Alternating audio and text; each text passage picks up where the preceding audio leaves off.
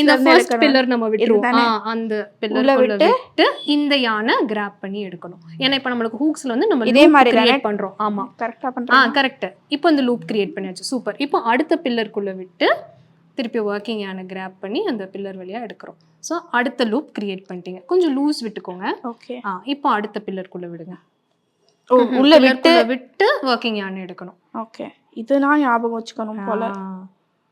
So இது உங்களுக்கு memory பவரையும் ஜாஸ்தி ஆகும் க்ரோஷே பண்ணும்போது. அகைன் நெக்ஸ்ட் பில்லருக்குள்ள விட்டுட்டு தான் ஒர்க்கிங் யானை. நான் பழைய இது அந்த ஸ்டெப்லயே நான் ஞாபகத்துல இது வந்து ஃபார்வர்ட் பாஸ். இதுக்கு முன்னாடி நீங்க பண்ணது backward return pass. Okay.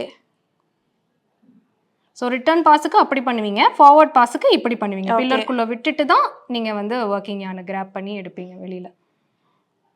Super ரித்து. நீங்க இத முடிச்சிருவீங்க. ஸ்வாட்சே முடிச்சிருவீங்க போல இருக்கு ஃபுல்லா. அப்படியே இதுவே கொஞ்சம் நீளமா பண்ணீங்கன்னு வச்சுக்கோங்களேன், அழகா நீங்க ஸ்கார்ஃப் போட்டுறலாம். ஜஸ்ட் இமேஜின் இந்த விட்க்கு நம்ம பண்ணியிருக்கோம். இது இன்னும் கொஞ்சம் பெரிய விட்டா பண்ணி நீங்க லென்த் பண்ணிக்கிட்டே போறீங்கன்னு வச்சுக்கோங்களேன், உங்களுக்கு ஒரு ஸ்டோல், ஒரு ஸ்கார்ஃப்